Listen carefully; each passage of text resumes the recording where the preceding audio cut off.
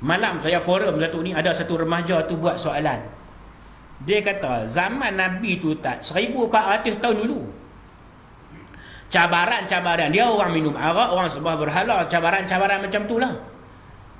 Tapi zaman ni ustaz, dia kata maksiat yang kita buat bukan gaduh kita pi tempat tu. Cabaran kita ni dia dua benda ni, dua ketiga tak kira. Ada benda ni saja terus kita boleh buat maksiat. Tuan-tuan, duduk saja-saja dia hantar mai mapiau. Tahu mapiau? Mapiau tu keputusan nama ekor zap masuk dalam ni. Duduk saja-saja. Duduk saja kita buka tu nak tengok apa-apa, dia hantar mai gambar nak tak ketahuan. Duduk dalam poket ya maksiat. Duduk dalam rumah lah. Sebab itu kena cek juga tuan-tuan. Kadang-kadang kita duduk anggap anak kita duduk di rumah tak pergi mana, duduk dalam rumah. Bagus mu anak aku baca buku, tengok dia baca apa. Tengok sekali tu dia. Macam-macam jenis. Benda ni tak salah kita bagi pada anak-anak kita sebab zaman mereka. Didik mereka dengan zaman mereka. Tapi kena bagi pemeriksaan ataupun pemantauan. Sebab benda ni duk rosak banyak. Tuan-tuan yang dikasih sekalian, sebagai seorang remaja, satu benda yang dia pernah tengok, dia ada naluri untuk buat. Tuan bayangkan, seorang budak yang tengok satu benda, contohnya dari segi seks, maka dia teringin nak buat benda tu. Kemudian dia pergi sekolah, dia jumpa budak perempuan, dia adjust saja, ataupun dia tak perlu adjust, dia hanya cakap-cakap, buat isyarat-isyarat saja, terus jadi pelakuan maksiat. Ini yang kita hadapi tuan-tuan, yang kita hadapi sebab kita tak boleh sekat benda ni. Dulu kita kata kalau masa mula-mula zaman internet sampai ke tempat kita ni melalui talian, iaitu melalui streaming, dia masuk ke wire, masuk dalam telefon rumah kita, baru masuk dalam PC rumah kita. Sekarang ni boleh hanya dengan sekeping kad sahaja, dengan hanya sekeping kad prepaid yang kita langgan internet tu, terus masuk dalam rumah kita. Ni yang Nabi SAW pernah sebut ni, bila akhir zaman maksiat ikut akan masuk ke dalam rumah kamu melalui bumbung-bumbung rumah kamu. Masuk ke bumbung, mai masuk dalam ni, duduk dalam rumah kita. Koleksi macam-macam yang saya pernah cerita atau tak ingat saya cerita ke tidak ni. Kita buat satu camp, panggil remaja perempuan yang bermasalah kena tangkap di sekolah, bawa mai tentang 40 orang. Bila panggil semua, kita ambil semua pakatan-pakatan peribadi, kita simpan, antaranya telefon tuan-tuan. Selepas tu bila kita buat camp, saya ajak mereka hari pertama, iaitu sebelum ajak solat, ajak berkaitan dengan cara mandi wajib. Perempuan semua, bukan lelaki-lelaki. Ajak cara mandi wajib. Tuan-tuan tahu daripada 40 orang tu, 38 tidak dapat menyebut nawaitu raf'al adasil akbari, tak dapat sebut, tak reti nak sebut tu 40 orang, tak ambil semua lagi, baru 40 orang. Tak tahu nak sebut 40 orang tu, 38 tak boleh sebut. Kemudian tuan-tuan di kasus sekalian, kita ajak 2 orang lagi ni bukan tak boleh sebut. Bila saya tanya 2 orang ni, hampa boleh sebut? Tak boleh. Siapa tak boleh sebut? Ustaz, saya mandi wajib, saya tak tahu apa. Lepas tu, hang mandi. Saya sekarang umur 17-18 tahun, saya tak pernah mandi wajib Ustaz. 2 orang budak perempuan ni tak pernah mandi wajib tuan-tuan. Ada dalam negeri Kedah kita ni. Kau bayangkan tuan-tuan. Saya kata hang tak pergi sekolah ke? Pergi lah. Tu pergi sekolah takkan cikgu tak ajak? Tak tahu. Pergi sekolah cikgu tak nak ajak. Saya kata cikgu ajak hang tak pergi sekolah kot. Dia. Cikgu ajak dia tak pergi sekolah. Bayangkan 2 budak perempuan yang tak boleh mandi wajib. Tuan-tuan, urus dia ambil telefon mereka masing-masing. Masa tu baru ada telefon smartphone ni lah. Jadi bila ambil telefon ni, dia cek. Sebenarnya tak boleh cek pun, tapi gatai tangan seorang tu dia cek. Cek, dia tengok dalam kamera ni tuan-tuan. Dalam telefon ni dia ada profile picture ataupun ada bahagian picture tu, ada gambar tu. Dia buka bahagian gambar tu, tengok ada folder. Folder pertama family, folder kedua my friend, kemudian others dan sebagainya lah. Ada 4 folder. Kawan kita ni tekan lah hak lain semua tu, tak tekan hak family, tekan hak lain tak apa, okey lah, ada gambar dia semua kawan dia sekolah. Kemudian tekan hak my family tu. Tekan hak my family tu, tekan my family, pak keluar ada satu folder lagi. Folder yang pertama S. Ada huruf S di sini. S kau ni komen ke apa? Tekan sekali lagi di S tu, mak keluar huruf E pula. S E. Dia E elephant ke gajah ke? Tekan E sekali lagi, next file X. Daripada S E X. Tu pandai dia simpan. Kalau kita tak syak, sebab kita kata ni folder my family, mestilah keluarga yang rupanya dalam file ada file, dalam file ada file, dalam file ada, sampai file X tu tekan file X tu dia keluar macam-macam video 3GP apa semua, skodeng berdarah tak skodeng berdarah semua ada ni. Senarai koleksi video seks seluruh negara ada dalam telefon budak tu. Budak perempuan umur 17, 18 tahun tuan-tuan. Yang kita duk sangka depa duk layar internet tu duk belajar matematik dengan internet. Tuan-tuan jangan sangka-sangka. Kena menaruh sikit syak wasangka terhadap anak kita. Sebab zaman mereka tak macam kita. Zaman kita dulu nak ngaji baca buku apa semua. Zaman mereka dia belajar guna yang ni. Cikgu nak ajar pun kadang-kadang nak bagi homework, cikgu hantar ke WhatsApp lah. Okey, buka muka surat buku ni, okey sila buat ni. Esok saya nak tengok. Cikgu ajak macam tu sekarang ni. Mudah dan cepat. Duduk di rumah pun cikgu boleh bagi arahan. Kawan-kawan hak tak ada, okey tolong sebarkan pada kawan hak dah. Tapi tuan-tuan, kemudahan yang disediakan itu kadang-kadang disalahguna. Bila salah guna, inilah tuan-tuan menyebabkan anak-anak kita ni terpesong dan tersasar. Saya jumpa 77.4% dalam penjara Melayu Islam kita. Saya bertugas di AADK 3 tahun yang menjuarai carta orang yang isap dadah apa semua ni tuan-tuan, anak Melayu kita. Sehingga saya pernah ditawarkan, mungkin cerita lah kot. Saya pernah ditawarkan untuk dibeli air kencing. Pernah tak orang beli air kencing tak? Saya pergi satu tempat. Pergi itu nak mengajak agama. Tempat ni lah, budak-budak hak kena pengawasan ni.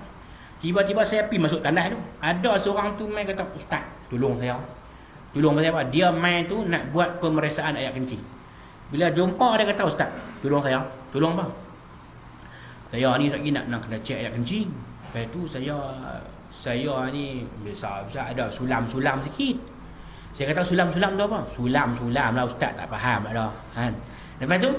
Lepas tu duk cadang tu lagi nak cek air kencing ni, nak beli air kencing Ustaz. Tuan-tuan hidup 40 tahun ada pernah orang nak beli air kencing? Pernah. Orang tiba-tiba main nak beli air kencing, boleh tolong orang jual. Sampai begitu punya nak menyelamatkan diri nak beli air kencing. Saya terkejut tu. Tak biasa jadi you nak beli air kencing. Saya kata, "Awak tak buat air kencing bini you? Buat air kencing bini main." Saya orang. Saya kata, "Minggu lepas saya bawa dah." Dia kata, "Minggu lepas saya bawa dah air kencing bini." Main-main cek depa kata saya mengandung. Dia kata saya mengandung, tu saya tak mau bawa. Nah, lepas tu nak ambil air kencing Ustaz. Saya kata macam ni lah. Hang nak ambil dia ke mana? "Tak apa Ustaz, saya nak beli." "Nak beli minyak mana?" Dia kata nak ambil dalam 10 ml saja, 10 ml. Lepas tu nak kira lagu mana? Dia kata 10 ml RM10 boleh tak Ustaz? Saya kata macam ni lah. Kalau hang nak beli air kencing saya, ada syarat dia. Apa dia syarat dia Ustaz? Hang kena beli sekali dengan tai saya. Apa maksud dia tu? Maksudnya kita tak mau jual lah. Kita ni ada integriti.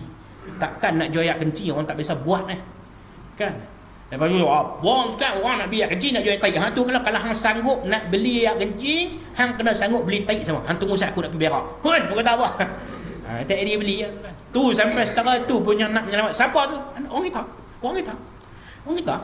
Ni tuan-tuan yang dirahmati Allah sekalian, betapa rosaknya hari ni.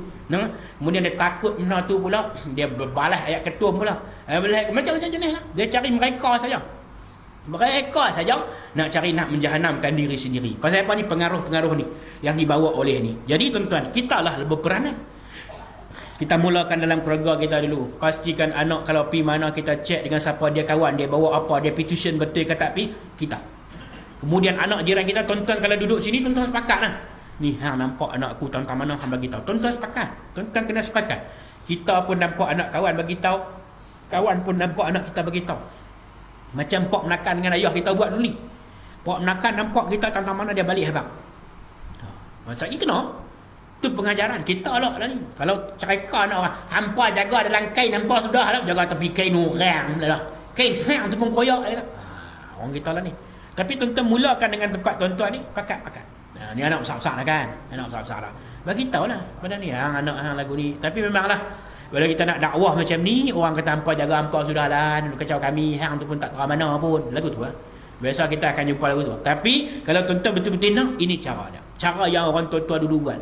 Anak membesar hantar piduk dengan Pak Menakan ajak semayang apa semua, balik mai ayah dia pasti pula. Tu cara orang tua-tua dulu buat.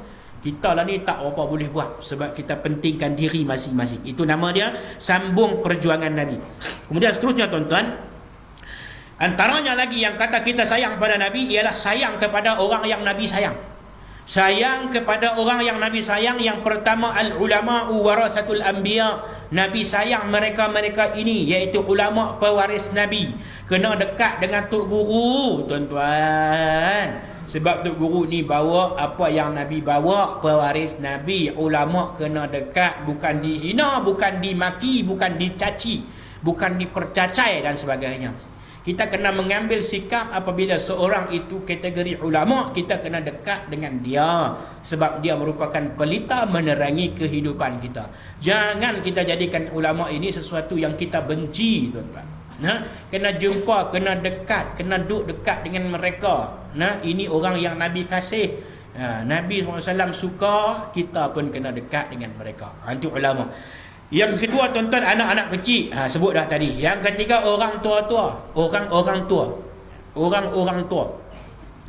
Kena dekat dengan orang-orang tua. Nabi kasih kat orang tua. Nabi melawak dengan orang tua. Sebab orang tua ni lagi banyak. Dia hidup dia panjang, banyak ibadat dia. Kita ni hidup tak apa panjang ni, tak tahu lagi ibadat banyak mana. Jadi supaya kita dekat dengan orang tua-tua, baik dengan mereka, tambah-tambah lagi rakan-rakan pak kita ataupun pak-pak menakan kita, kawan-kawan ayah kita, kita sambung kawan dengan dia walaupun ayah kita tak ada dah. Kita sambung silaturahim ayah kita dengan dia tu, kita sambung dengan dia. Itu yang ketiga. Yang keempat, orang-orang yang hafal Quran, kena dekat. Pergi duduk kawan dengan mereka, tanya, hang hafal lagu mana? Dia kata tak apa, makcik baca, lepas tu pakcik faham makna, senang hafal. Ini satu petua lah. Tuan-tuan buka Quran tafsir, tuan-tuan baca ayat Quran, tuan-tuan baca makna sebelah tu. Lepas tu tuan-tuan faham cerita dia, sat dia dah hafal. Ni saya nak kongsi lah macam mana cara dia. Contohnya cerita Nabi Lut ataupun cerita Nabi Nuh. Nak hafal ayat tu kan dalam surah Hud. Kita nak hafal ni sebagai contoh lah. Kita baca cerita bahasa Melayu tu. Apabila sampainya banjir besar tu kan yang berlaku lah ni. Banjir besar tu pas semua Nabi Nuh bina kapal apa semua cerita-cerita tu faham semua. Sampai masa bila bumi mengeluarkan airnya, bila hujan menurunkan airnya, maka berlakulah satu buah yang besar. Ketika itu katalah Nabi Nuh kepada anaknya, wahai anakku, mailah naik kapal ini. Janganlah kamu jadi di kalangan orang-orang yang kufur itu. Anak dia kata tak apa ayah tak apa, relax ayah. Relax ayah. Kalau kata banjir mai ayah naik tak apa. Ayah naik, cik lari naik atas bukit, ayah dia kata. Lepas tu anak dia pun tenggelam. Kita baca bagi faham cerita tu, apa ni kita faham lah ni. Okey, ayat ni makna dia lagu ni. Anak Nuh kata kepada anaknya, qala ya bunayya rkam ma'ana wa la takum ma'al kafirin. Anak dia kata apa? Sa'awi ila jabalin ya'simuni minal ma'. Tu Nuh kata kepada anaknya, wahai anakku, mailah naik kapal ni ya bunayya rkam ma'ana, mai kita naik ni, jangan jadi duk geng-geng kufur ni. Anak dia kata tak apa ya. Tak apa ya. Tak pergi cek lari naik bukit. Qala sa'awi ila jabalin ya'simuni minal ma'. Itu kita hafal, kita tahu makna, kita faham cerita boleh. Yang kedua cara nak hafal ialah dengan tengok ayat tu, kemudian kita ulang baca beberapa kali. Selepas tu tengok ayat tu beratus kali. Kalau boleh 100 kali. Satu ayat 100 kali.